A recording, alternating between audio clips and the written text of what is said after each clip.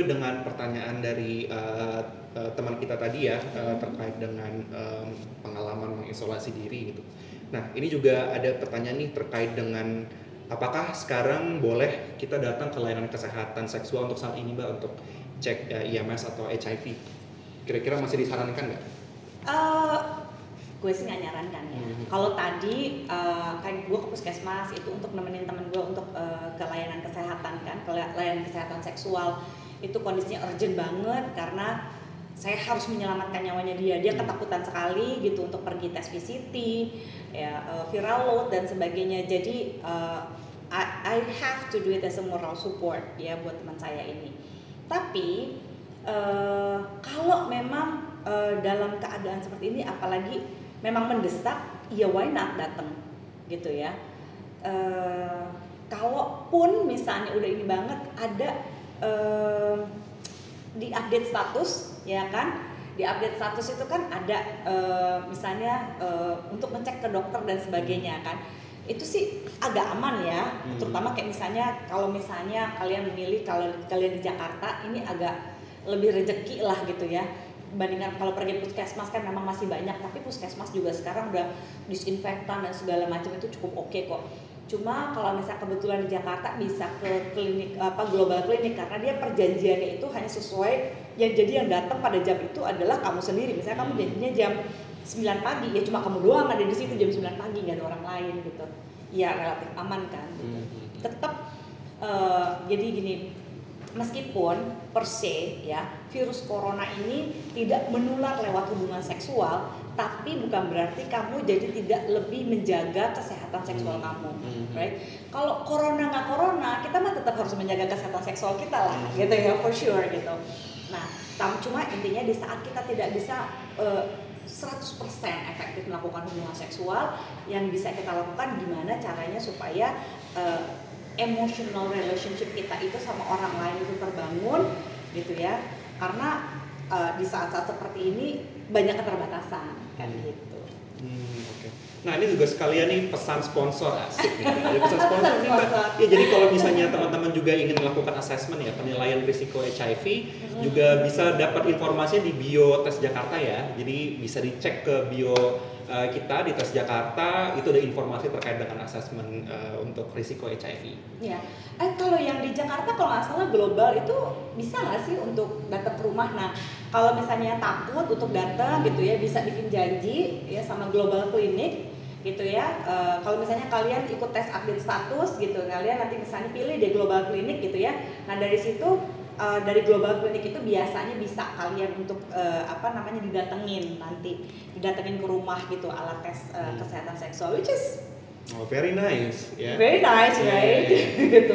Jadi kita nggak usah keluar, kita juga nggak usah beresiko, kita tetap di masa pandemi corona ini kita bisa tetap di rumah kan, gitu. Lalu Mbak, ada nggak sih pesan khusus nih untuk teman-teman ODIF atau teman-teman anak muda Jakarta pada umumnya dalam menghadapi situasi yang stressful seperti ini? Stressful dalam tanda kutip tergantung perspektif kita ya. Iya, benar-benar. Kalau misalnya teman-teman ada yang mengalami ya tadi ya merasa stres, depresi terhadap situasi ini, kira-kira ada pesan nggak Pak? Oke, mungkin ini pesannya gini ya, situasi ini memang menekan, so belajarlah untuk menerima situasi ini, acceptance bahwa oh iya perubahan akan selalu memberikan tekanan, mau perubahan baik mau perubahan buruk itu selalu akan bikin beresiko kita tertekan, nggak apa-apa ya, tapi ingatkan diri kita bahwa oke, situasi ini stressful, situasi ini menekan, tapi saya mau ingatkan diri saya bahwa saya akan baik-baik aja, I will get through this. Ingatkan diri kita juga bahwa benar situasinya menekan, situasinya stres, kita perlu khawatir, tapi ingatkan juga diri kita bahwa kita bisa survive, kita bisa melewati masa-masa ini, kita bisa hidup sehat ya, kita akan melakukan yang terbaik untuk menjaga kesehatan kita, itu aja. Jadi otak itu kan akan menerima, otak itu mengirimkan semua kortisol ketika dia panik kan, dia takut, waduh ini orang khawatir nih, jadi gue mesti melakukan sesuatu. Nah jadi yang bisa kita lakukan adalah bukan nggak apa-apa, nggak usah panik, positive thinking, wah it's a bullshitting, I'm sorry to say ya gitu. Jadi untuk bisa menghalau pikiran-pikiran negatif adalah dengan acceptance bahwa oh iya benar, wajar saya khawatir ya, ini adalah pandemi ya, sedunia mengalaminya. Jadi yang bisa saya lakukan adalah yuk saya berjanji untuk melakukan yang terbaik untuk survive, saya akan berjanji melakukan yang terbaik untuk menjaga kesehatan saya sampai semua ini berlalu. Mbak, ini kebetulan ada tambahan satu pertanyaan lagi nih Mbak ya. Boleh. Dan kita masih punya waktu beberapa menit lagi, kurang lebih 10 menit lagi. Jadi kalau teman-teman ada yang ingin bertanya silakan nih. Monggo nih, kesempatannya mungkin jarang-jarang nih dengan Mbak Zoya gitu untuk ngobrol tentang ini. Nah Mbak, ada pertanyaan nih. Mbak, gue cowok. Beberapa bulan lalu gue baru nyoba hubungan seks anal. Gue takut banget tertular. Gue udah coba tes kedua dokter yang berbeda. Meski sih tesnya lagi bulan April ini, tapi situasinya lagi kayak gini. Ada yang bilang gue kena psikosomatis. Nah, tapi gue masih nggak paham nih Mbak, apa maksudnya psikosomatis itu sih? Oke. Pertama, ini ada dua pertanyaan jawaban ya sebenarnya. Jadi psikosomatis itu adalah hal-hal fisik yang mempengaruhi psikologis atau kadang-kadang hal-hal psikologis yang mempengaruhi fisik. Jadi gini, karena kamu takut, kamu jadi sakit mah, ya kan? Atau kamu sakit mah dulu, akhirnya kamu jadi ketakutan. Yang mana duluan? Itu namanya psikosomatis. Ketika masalah-masalah psikologis mempengaruhi fisik atau masalah fisik mempengaruhi psikologis, kurang lebih gitu ya. Nah, apakah kamu psikosomatis? Karena anal seks itu adalah perilaku seks yang adalah salah satu variasi seks yang paling tidak disarankan meskipun tidak menyimpang, gitu ya. Karena resiko memang terkena infeksi menular seksual itu jauh lebih tinggi anal seks. Makanya saya sangat tidak menyarankan itu. Nah, kalau misalnya kamu sudah memeriksakan kesehatan seksual kamu ya, coba diupdate status juga gitu ya, kamu isi, kamu sudah pergi ke puskesmas misalnya, atau kamu bahkan sudah kalau kamu di Jakarta berarti kamu mencoba ke klinik global dan sebagainya, tes darah, ternyata kamu baik-baik aja, ya udah terima gitu. Tapi kalau misalnya dia udah pergi ke 2 dokter, dia masih belum terima aja, ya berarti kan ketakutannya tidak beralasan. Itu jadi psikosomatis. Ya nanti itu jadi memicu ketakutan kamu karena sudah dibuktikan tapi fakta tidak membuat kamu tenang juga, akhirnya kamu jadi terkena dampak psikologisnya gitu. Jadi hal-hal fisik yang mempengaruhi dampak psikologis. So supaya tidak keterusan psikosomatisnya ya, supaya hal-hal ini tidak mempengaruhi kamu secara psikologis, yang which is kamu lagi perlu tenang saat ini gitu ya, tes darah, pastikan kamu baik-baik aja. Kalau kata dokter apapun, ya percaya aja. Gitu dong. Acceptance gitu tadi Mbak. Acceptance gitu. Kalau dokternya bilang begitu ya udah gitu, percaya aja, sobat, ya kan? Kalau memang kondisinya memang kamu sudah memang kalau misalnya ada infeksi menular seksual kan tetap harus diobatin kan gitu. Dan kalau memang itu pasti dokternya akan langsung ngasih pengobatan yang sesuai yang memang kamu butuhin. Gitu. Makanya sih jangan gitu lagi ya, besok-besok ini jadi parno kan. Gak worth it gitu anal seksnya jadinya. Mbak, follow up question nih Mbak. Monggo loh Mbak kalau mau sekalian minum ya. Follow up questionku sih sebenarnya tadi pas lagi ngedengar terutama di bagian ngomongin tentang emotional relationship ini ya. Di situasi yang seperti ini sebenarnya apa sih Mbak dampaknya kalau misalnya kita terlalu berpikir secara negatif gitu, terlalu takut, terlalu resah terhadap situasi sekarang. Karena tadi kan kita langsung ngomongin tentang tips ya Mbak ya, tapi sebenarnya dampaknya apa sih yang mungkin terjadi dan apakah itu dampaknya juga berpengaruh terhadap fisik gitu? Tadi ada tentang psikosomatis juga kan. Kira-kira ada dampaknya nggak sih Mbak ketika kita terlalu takutan gitu terhadap situasi ini? Right, sebenarnya benar ya. Kondisi kayak begini kan bohong lah kalau kita nggak berdampak secara psikologis ya kan. Gue juga nulis di Instagram gue tuh tentang anxiety dan corona gitu ya. Jadi sebenarnya anxiety ini menambah gitu. Makanya tadi sekali lagi gue bilang, lo mesti terima bahwa saat ini memang kita tertekan gitu. Lo mesti terima bahwa kondisi ini memang it's not easy for everyone. Of course lo akan ngerasa tertekan, lo akan ngerasa tidak nyaman dan sebagainya, dan it's okay gitu. Jadi kembali lagi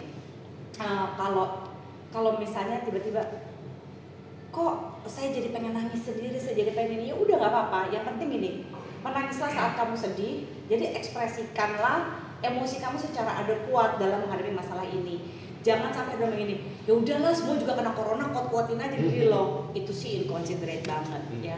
Menangislah saat kamu sedih, ya, tertawalah saat kamu bahagia gitu ya. Kalau memang kamu butuh waktu untuk merenungi apa yang terjadi saat ini gitu, take time. take time untuk merenung, nggak apa-apa. Karena apa? Kita human. Kita butuh waktu untuk memproses apa yang terjadi di sekeliling kita loh. Nah, orang-orang yang nggak memproses dirinya itu biasanya akan lebih mudah depresi, bukan cuma stres. Kalau stres kita semua alamin, tapi gimana stres ini jangan jadi depresi. That's very important. Dampaknya apa Mbak kalau sampai depresi Mbak? Apakah ke fisik juga misalnya? Kalau sampai depresi kan berarti pintu masuknya lebih besar lagi untuk corona, untuk sampai ke kita. Karena imunnya makin rendah. Iya, imunnya makin rendah, penyakit-penyakit lain juga kena. Nanti nggak kena corona malah kena yang lain, kena jantung. Iya kan? So we don't want that. Jadi gini, kita belajar berteman dengan kortisol kita. Kortisol itu adalah hormon yang diciptakan sama Tuhan untuk membuat kita memang worried karena dia adalah fight or flight idea. Jadi kortisol ini tugasnya memang memberikan warning. Hati-hati ya, hati-hati loh. Ini kita lagi corona, kita lagi begini, lagi begitu. Nah, tugas kita bersahabat dengan si kortisol. Makasih ya sudah memberikan warning. I know this is very stressful, tapi we can get through this. We will figure it out. Saya akan cari jalan. Gitu. Jadi terima, jangan langsung pikir positif, nggak bisa. Kalau langsung mau dihajar pakai pikir positif akan tersinggung nih si kortisolnya, kayak merasa dicuekin gitu ya. Akhirnya dia akan meledak dan jadi depresi yang lebih parah lagi. Jadi jangan mencoba menekan kondisi ini seolah-olah oh nggak apa-apa, biasa aja, tenang aja. Ya nggak bisa, memang harus khawatir. Iya. Gitu. Tapi terima bahwa oh iya, gue akan survive. Itu lebih penting. Iya. Jadi penting nih kalau misalnya yang sering denger kan sebenarnya di TV gitu Mbak, di media sosial tuh banyaknya adalah yang kayak cuci tangan, terus ya berjarak dan segala macam, itu menjaga kesehatan fisik kan sebenarnya ya, itu true. Cuman yang jarang banget diobrolin juga sebenarnya terkait dengan ketakutan, depresi, anxiety gitu Mbak ya, banyak hal yang secara psikologis yang juga ternyata kita harus jaga. Jadi kalau misalnya untuk menjaga imun kita itu juga penting Mbak ya. Tadi kalau kata Mbak Zoya, penting juga untuk menjaga kesehatan, kebersihan fisik, tapi juga penting juga untuk menjaga sanity gitu Mbak ya. Iya, sanity. Iya, sanity gitu. Jadi don't going mad. Iya, jadi dengan demikian sebenarnya juga bisa tadi ya kalau misalnya stres atau depresi juga kemudian sistem imunnya juga makin lemah. Makin gitu rendah. Oke. Sip. Mungkin kalau misalnya teman-teman nggak ada yang bertanya lagi, mungkin kita akhiri saja untuk sesi untuk malam ini ya Mbak ya. Dan cepet banget ya, nggak kerasa. Nggak kerasa, sumpah. Dan seru-seru banget pertanyaannya. Terima kasih teman-teman yang udah ngasih pertanyaan ke DM kita dan juga di live Instagram. Dan stay tune terus untuk diskusi-diskusi atau obrolan selanjutnya bersama para pakar, bersama teman-teman lain yang informasinya atau diskusinya nggak kalah menarik dari malam ini. Oke, saya Rian, saya undur diri dulu. Asik nih berasa di TV nih Mbak. Terasa ya. Terima kasih banget loh Mbak Zoya atas waktunya dan informasinya dan pengetahuannya yang udah dibagikan. Iya, thank you. Stay tuned, bye.